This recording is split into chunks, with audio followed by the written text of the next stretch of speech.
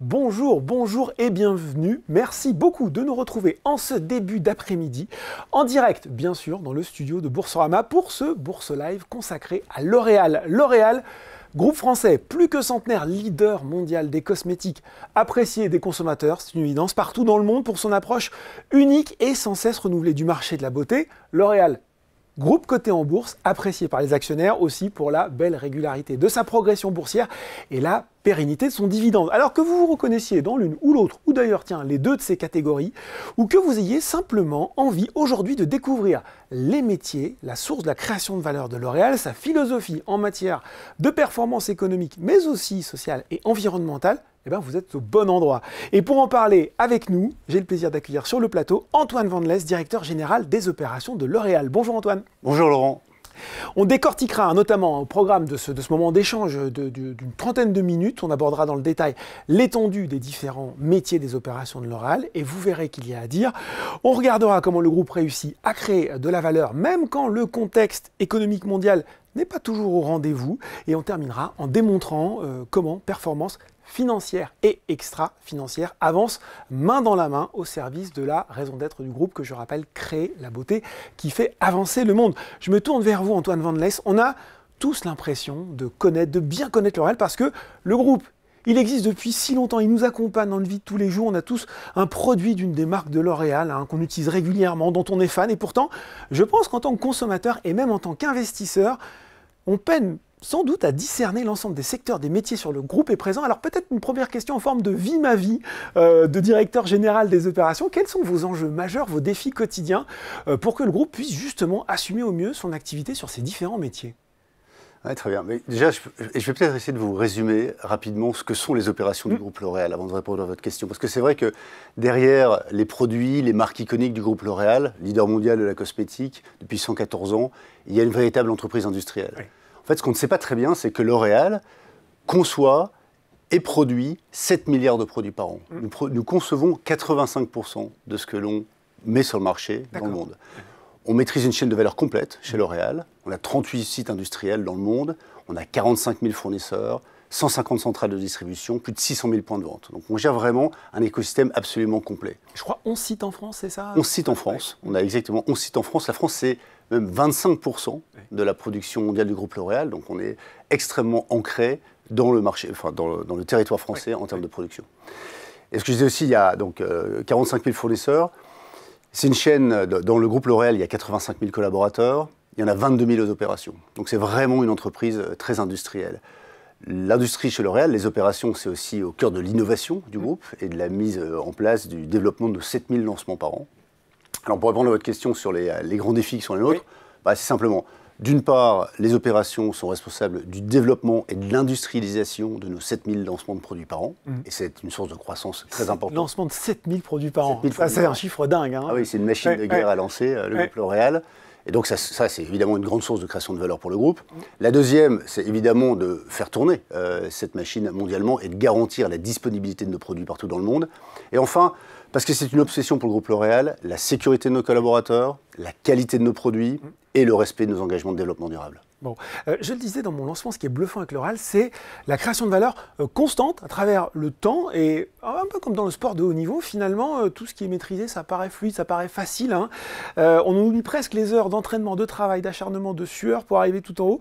En quoi ça consiste chez L'Oréal cet entraînement ? Sur quelle force, sur quelle qualité vous vous appuyez pour rester à ce niveau d'excellence ? Alors j'aime bien votre comparaison avec le sport de haut niveau. On mouille le maillot chez L'Oréal ? On mouille le maillot chez L'Oréal. Et en fait, comme vous le dites, il y a énormément de travail, de savoir-faire, d'énergie qui est mise derrière cette apparente parfois facilité de nos résultats quotidiens. Il y a beaucoup de travail. Et pour reprendre votre analogie sportive, moi je pense une des plus grandes qualités du groupe L'Oréal, sa force fondamentale, d'abord ce sont ses équipes. Je vous disais, il y a 85 000 personnes chez L'Oréal, il y en a 22 000 aux opérations. Et si vous êtes amené à les rencontrer, vous verrez qu'il y a un savoir-faire, une compétence, un engagement qui sont absolument extraordinaires. Je tiens à les saluer d'ailleurs parce que c'est vraiment eux qui font la différence tous les jours dans le groupe mondialement. Après, le terrain de jeu, si on prend l'analogie sportive, L'Oréal, c'est un footprint, un déploiement qui est complètement mondial, une empreinte mondiale. Au niveau industriel, en tout cas, c'est mondial. Nos 38 sites sont répartis partout dans le monde. On a nos fournisseurs qui sont très localisés dans les bassins de production, là où nous sommes présents. Et donc, le terrain de jeu est assez maîtrisé dans le groupe L'Oréal. Troisième force, je pense, assez fondamentale, c'est les outils du groupe L'Oréal. On a, comme un très bon sportif, un très bon matériel. Les usines du groupe L'Oréal sont des petits bijoux de technologie. Elles sont remplies de robotique, de cobotique. Des usines du 21e siècle. C'est des usines du futur. Ouais. Plusieurs de nos usines, d'ailleurs, ont reçu le label Industrie du futur, parce que ce sont effectivement les usines qui mettent en place le meilleur de la technologie aujourd'hui, de process, pour faire les produits cosmétiques. Et enfin, et ça je pense que c'est aussi très important chez L'Oréal, c'est un état d'esprit. L'Oréal, c'est un état d'esprit de dépassement de soi permanent, de recherche de la performance opérationnelle. C'est notre ADN, ça nous permet de progresser tous les jours. Et ça, je pense que c'est important pour animer une équipe, et notamment une équipe sportive de ce niveau. Bon, et l'état d'esprit, le bon état d'esprit, il en faut parce qu'on a parfois l'impression, Antoine, qu'on est dans un monde où une crise sanitaire, géopolitique, financière succède à une autre crise. Pas simple de s'adapter. Comment justement un grand groupe qu'on imagine, peut-être à tort, pas forcément facile à manœuvrer, réussit à s'adapter à cet environnement volatile? Alors, c'est vrai qu'on vit dans un monde de polycrise, comme on dit aujourd'hui, VUCA, volatile, incertain, complexe et ambigu, et L'Oréal, comme toutes les entreprises, évolue dans ce contexte. Moi, je pense que L'Oréal est plutôt bien armé pour faire face justement à ce contexte. Voilà. D'une part, L'Oréal, je la comparerai pas...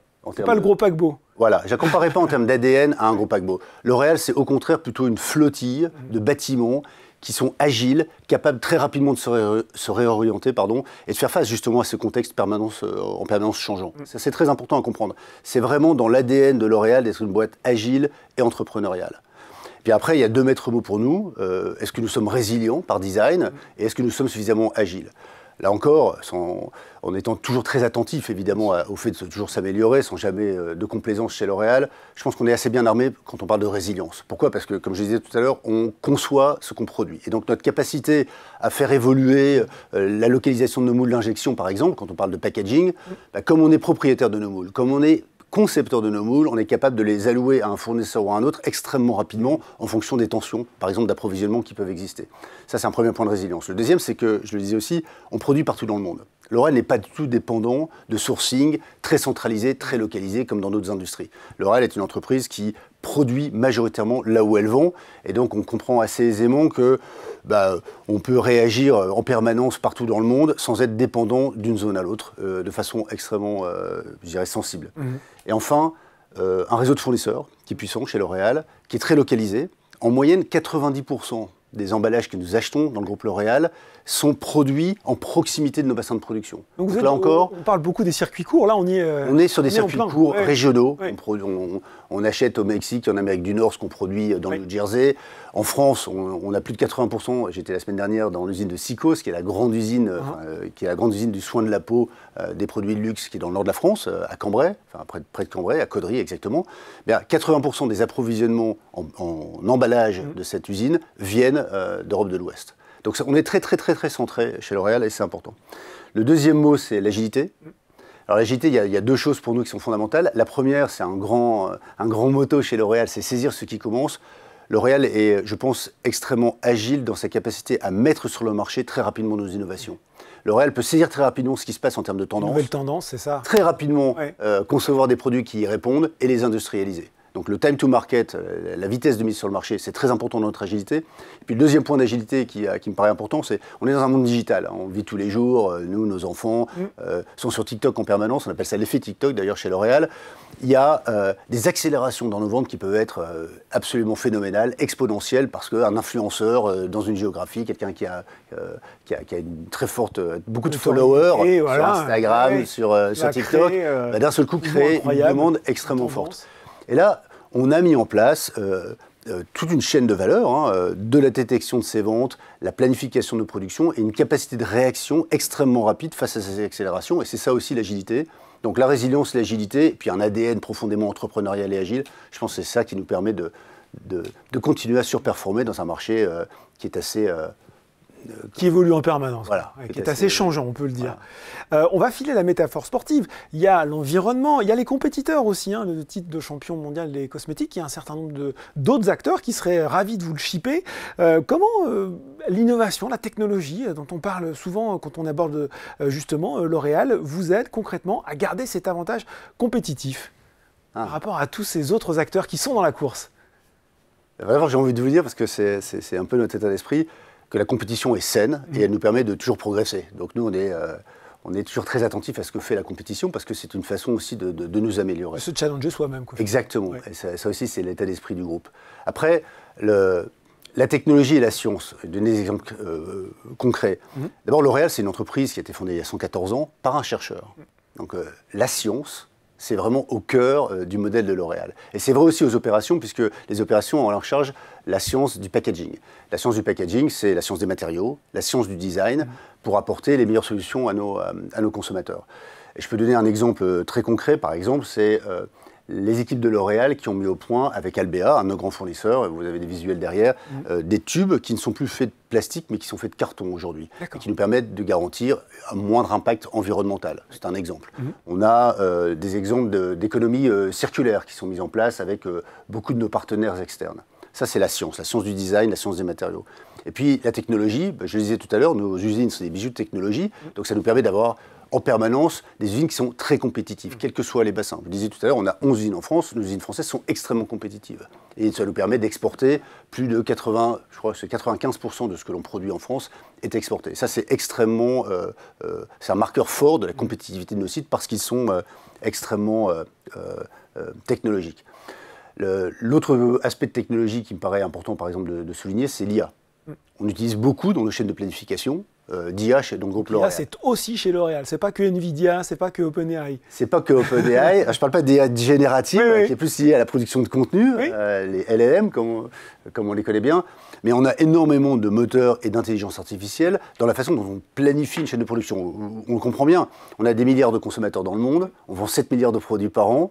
Détecter ces signaux, être capable de les concaténer, être capable derrière de générer des plans d'approvisionnement, des plans de production, on le fait à l'échelle en utilisant notamment une algorithmique assez pointue qui est de l'IA.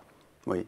Bon ben voilà, l'IA au cœur de L'Oréal, c'est ça aussi la technologie au service de la beauté.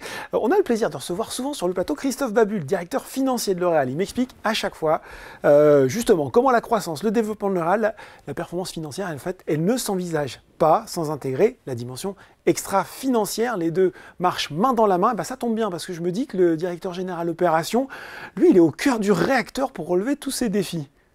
Je me trompe ou pas? Non, vous ne vous trompez pas. Et en même temps, c'est une démarche d'entreprise.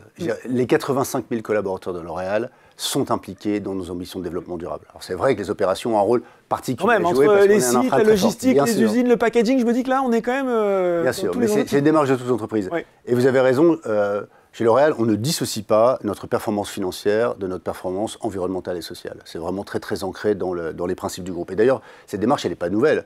On a pris nos premiers engagements en termes de développement durable sur nos sites industriels en 2005. En 2013, on a mis en place un grand programme qui s'appelait Sharing Beauty with All, qui étendait finalement le scope et l'ambition que l'on avait sur le développement environnemental et social du groupe.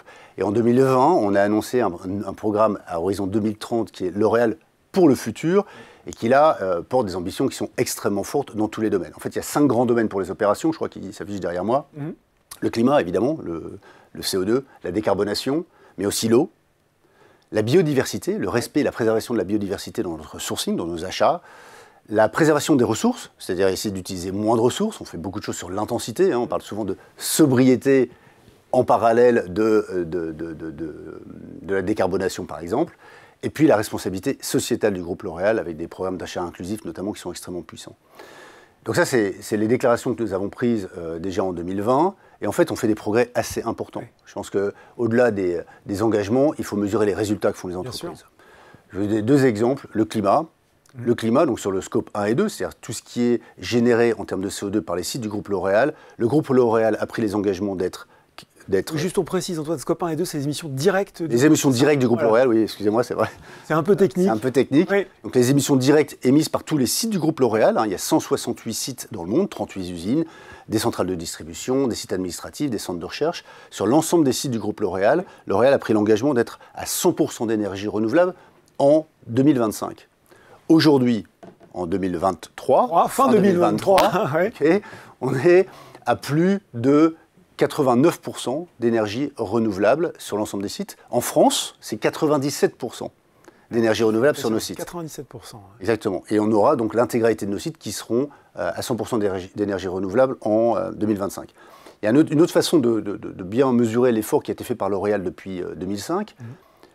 On a été en capacité finalement de démontrer qu'on peut décorréler croissance et impact en termes de CO2.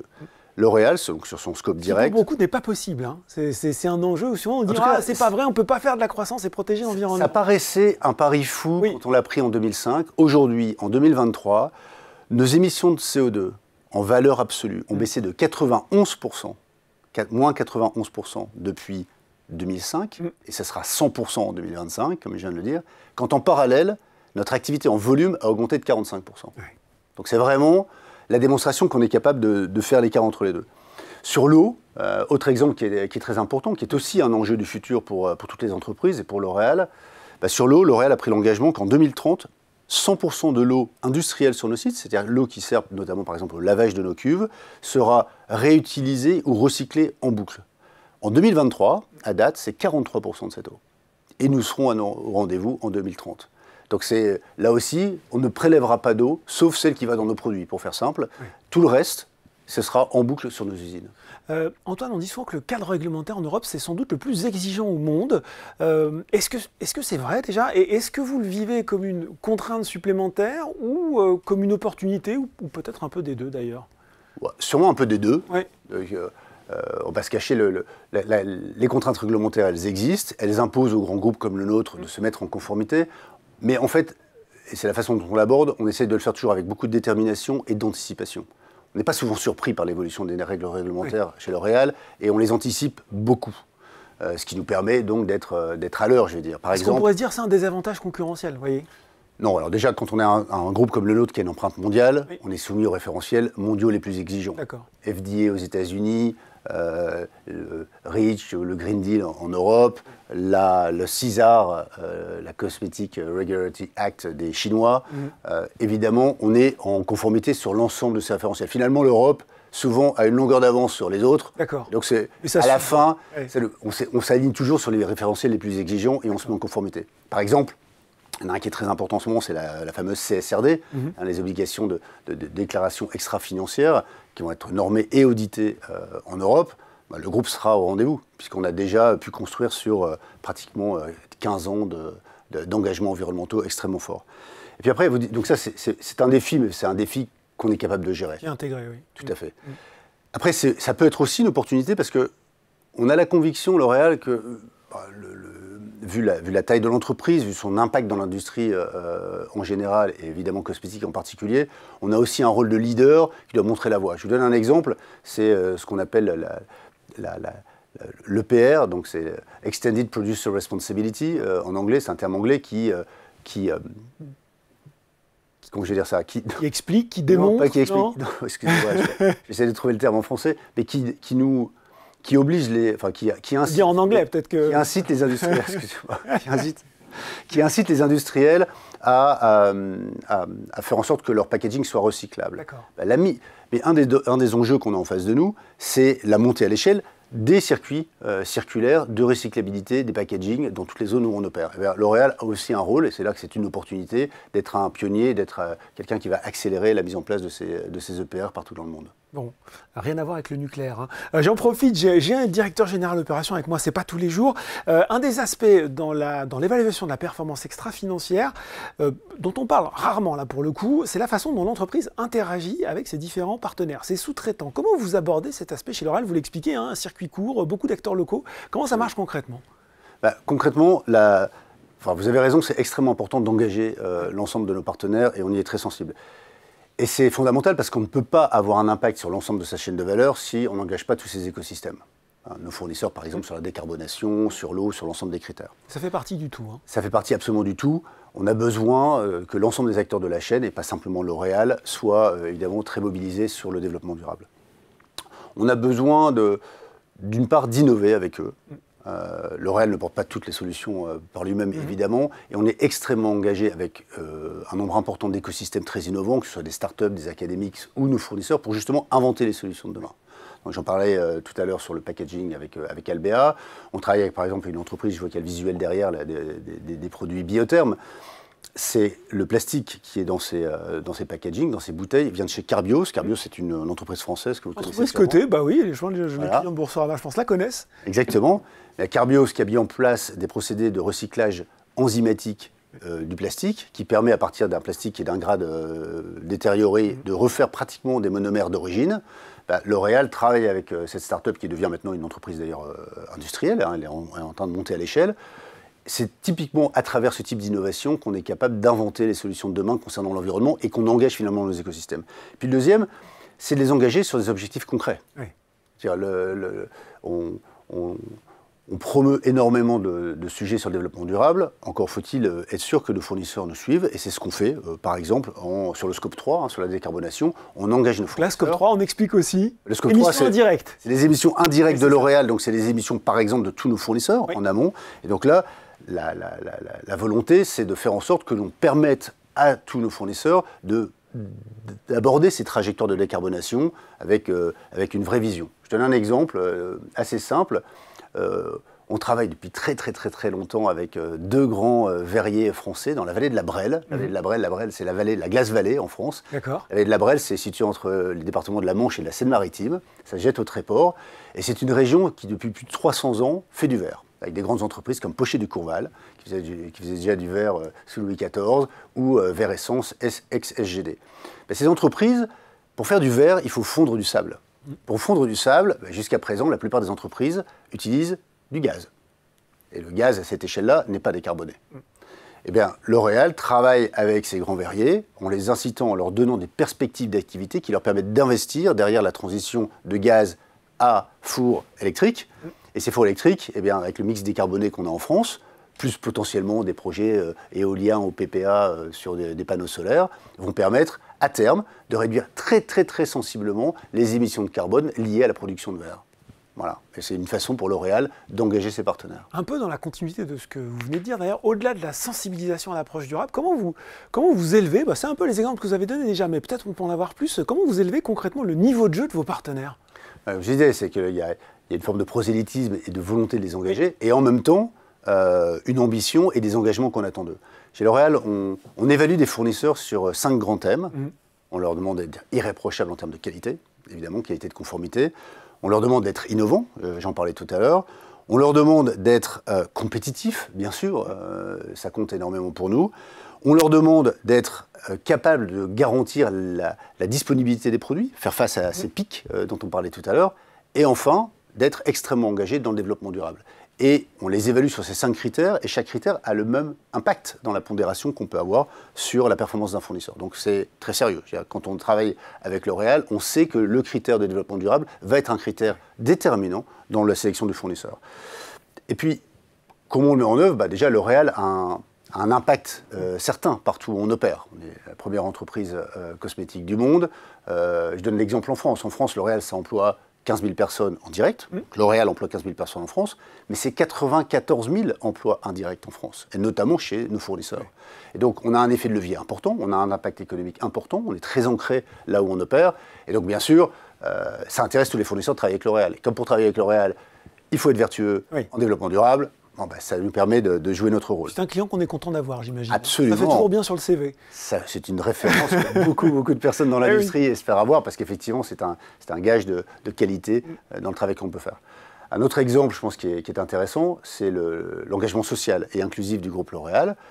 On demande à nos fournisseurs de nous accompagner dans une ambition qui est très forte d'achat inclusif du groupe L'Oréal. Le groupe L'Oréal, aujourd'hui, a mis en place des programmes d'achat inclusif pour des communautés qui sont économiquement ou socialement défavorisées, et de leur donner notamment accès à l'emploi, et accès à l'emploi avec des conditions de rémunération qui sont satisfaisantes.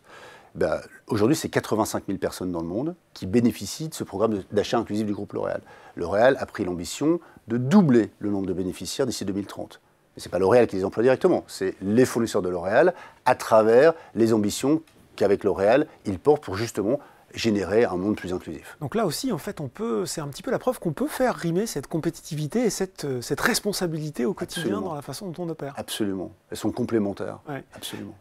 Antoine Vandelesse, on arrive quasiment au terme de ce webinaire, de cet échange. On a découvert, grâce à vous, un aspect différents, moins connus, nouveaux de L'Oréal. En guise de conclusion, finalement, quel message clé vous avez envie de partager avec les gens qui nous ont regardés, qui nous suivent, qui nous suivront en replay, actionnaires, peut-être futurs actionnaires de L'Oréal. Qu'est-ce que vous avez envie qu'ils gardent avec eux, qu'ils retiennent de cet échange? J'aimerais d'abord qu'ils retiennent que derrière les marques iconiques, les produits fantastiques que met à disposition. On a tous dans notre sac, je le dis au début. On a tous dans notre salle de bain, voilà. Que L'Oréal, c'est une entreprise industrielle, une véritable entreprise industrielle. 38 usines, 22 000 collaborateurs dans l'industrie du groupe L'Oréal. Une industrie qui est ancrée dans ses territoires, mondiale, innovante, performante. Ça me paraît extrêmement important que vous sachiez. J'espère vous avoir aussi donné quelques éléments qui montrent que nous sommes parés pour le monde qui est en face de nous et que nous sommes parés pour accompagner la forte croissance du groupe L'Oréal dans les années qui viennent. Et puis j'espère qu'à travers mon témoignage, vous avez compris le savoir-faire, la passion, l'engagement incroyable des 22 000 personnes du groupe L'Oréal qui œuvrent, je dirais, tous les jours à faire rayonner l'industrie française. Et voilà, savoir-faire, passion, engagement, tout ce qui anime les équipes de L'Oréal et ce webinaire donc pour découvrir les métiers, la puissance industrielle du groupe L'Oréal grâce à vous. Antoine Vanless, merci beaucoup pour cette présentation. Merci beaucoup Laurent.